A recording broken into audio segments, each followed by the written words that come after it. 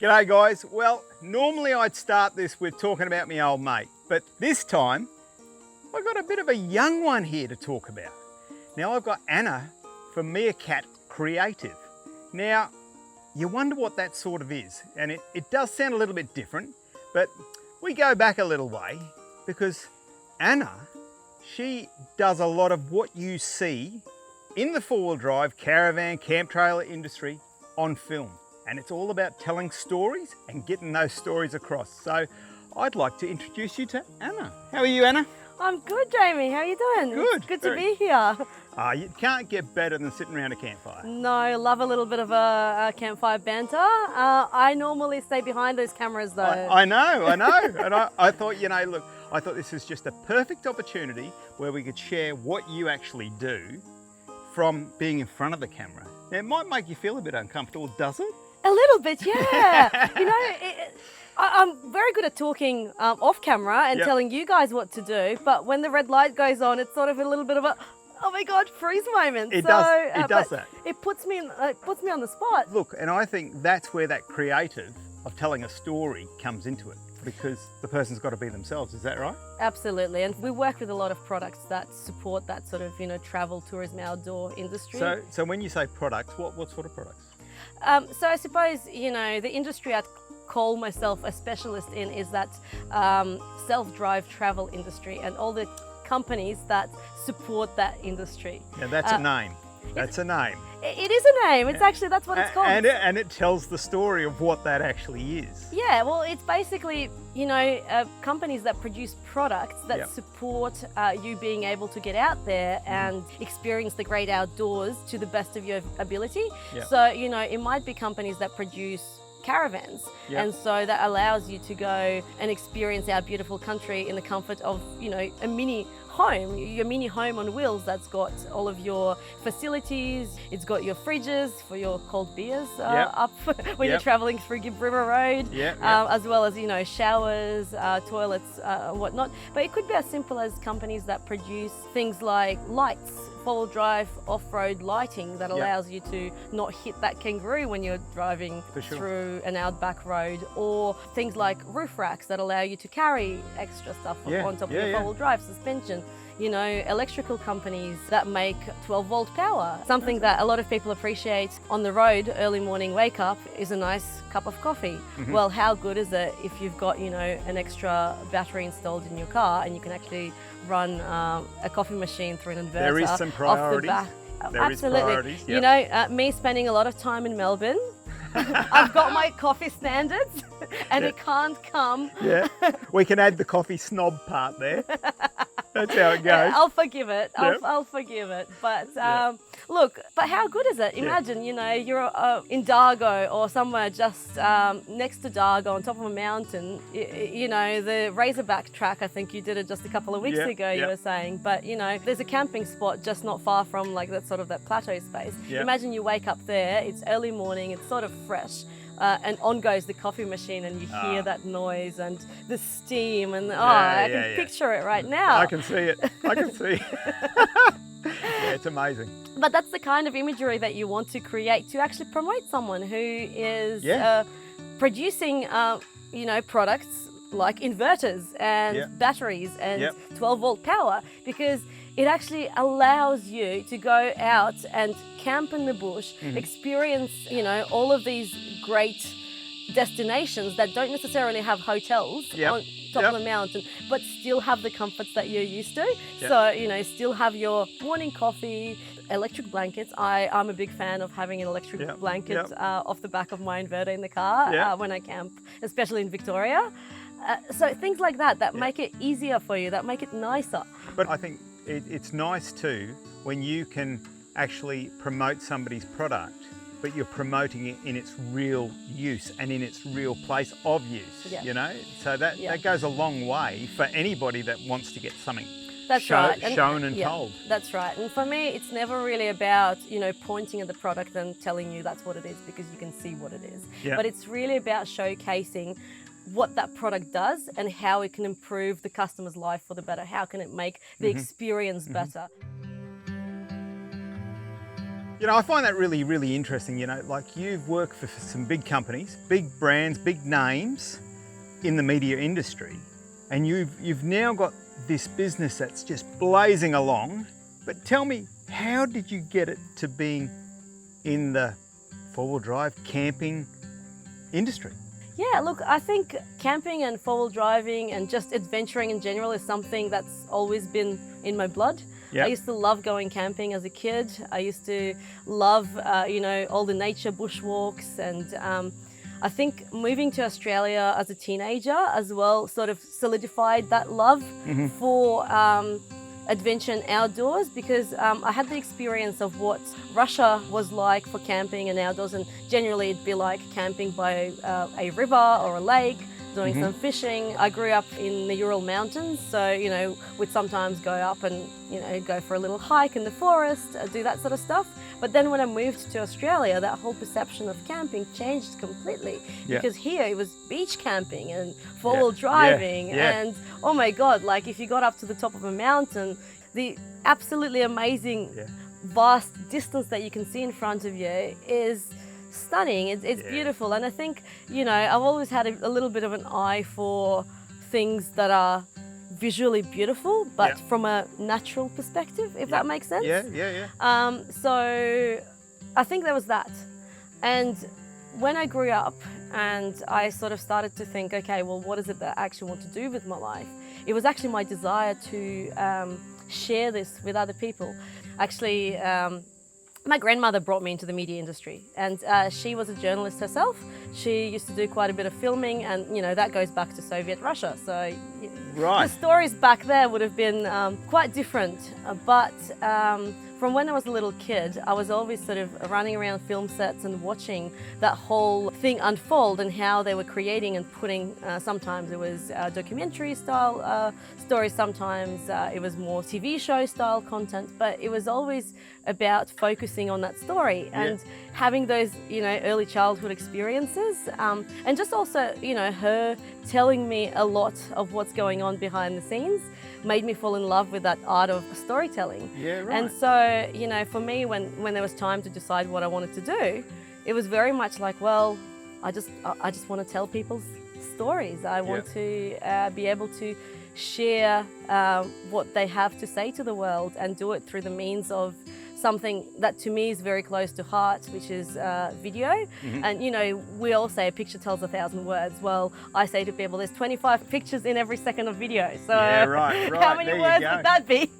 And you don't always look at it like that either. No, but I think the kind of emotion and feeling that you can actually portray through a video is quite incredible. You can set the mood, you can add all the sounds, and you can have the birds chirping and have the campfire burning, and you actually hear the clicks, and we've even got the cooks going in the background there. Exactly.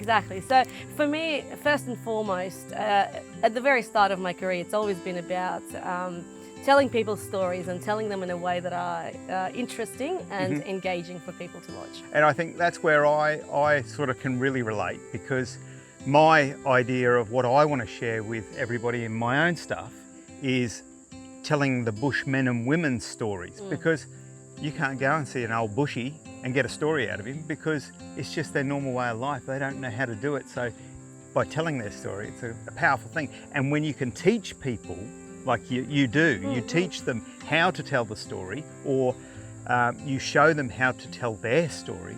So powerful. It's one of my favourite things, Jamie. It hits close to heart because, and look, across the years, I've worked with a lot of professional presenters, and I've worked with a lot of people that just come from normal business background, or someone who's built themselves up. There might be a farmer, or there might be a traveller, there might be a crocodile hunter, who knows? But my favourite part is actually telling those people's stories, because they're the most close to heart and genuine ones that you're going to come across. No, I couldn't agree more. I'll tell you how I started making travel videos.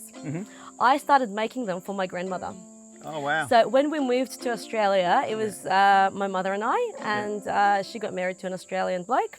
So we moved up together with Mum, but Grandma, who had a big influence on me actually entering the media industry and, having that whole storytelling perspective on life, she stayed back in Russia.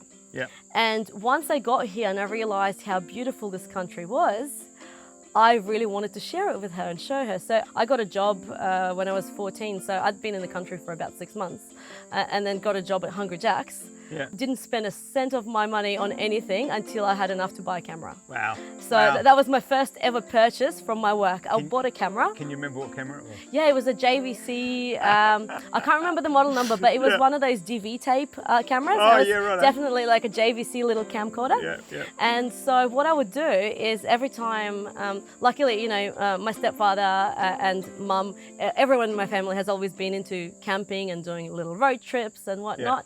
And so we would go on these little mini adventures over the weekend, or sometimes, you know, on Easter holiday. And I would have this camera with me everywhere. I would capture every single second, come back home, and actually put these little videos together for my grandma wow. to show her what Australia was like and what I was experiencing. So that's how I started doing adventure outdoor content. You know. And so I guess from there, the love for that type of content just grew. Like I was doing that when I was 14, 15. Yeah. By the time I got to 20 and, you know, I did my degree in journalism, and I've sort of, I've tried to do a little bit of political journalism stuff, and went into a little bit of news. That didn't last very long because my heart was always with, you know, having those striking, beautiful images, and always with tourism. And of course, you know, when you're 20, everybody tells you, oh, tourism is an impossible industry to get into. Yeah. And this is where Anna goes, challenge accepted. Well, and so I pushed hard. And it seems like it was a passion for you. Oh, absolutely. And so I think, you know, if there's one thing people know about me is that I'm quite relentless. And if somebody tells me I can't do something, well, you watch me. I love it. So the best way, that's a little secret for you. So if you want me to actually do something, tell me I can't. Yeah, righto. It'll happen. It'll happen. You've been behind the camera doing this and filming these people and whatnot. And I mean, I know that you've covered a lot of this country as well. So, you know, you've hit the dirt roads, hit the tracks, gone to the places, but tell me on an example, where did you get a good story, or did you tell a good story once upon a time on one of those trips? Some of my favourite destinations, or I call them sort of filming locations, from a content perspective, and especially if you're talking about actually creating content for clients, probably would have to be places like South Australia, Flinders Ranges, or Eyre Peninsula. Love that place. Yeah, and some of the reasons why is because, one, not many people go there, so whatever you end up creating is going to be more unique than what everybody else has done. And another thing is the kind of landscapes you get in South Australia, you can't match them. No. Nothing matches it. So especially going there, you know, right time of the year. Flinders Ranges I'd probably avoid in summer months, but spring or autumn, beautiful. Or Eyre Peninsula, you know, the rugged coast of Eyre Peninsula, the cliffs, the waves. Do a bit of shark cage diving while you're at it. Of course, you know, not for the timid though. All right, now that's really interesting, but let's put our business caps on. Now you've got a business, I've got a business. Now your business of you being behind the camera, chasing forward drives, filming content, filming all these different things. You're not doing that so much now. You've now got a team, but you've got a couple of teams, and you've got your business in Brisbane, you've got your business in Melbourne, you've got teams in both areas. So no doubt you've evolved into a lot of other different things. So what are these other things you're doing?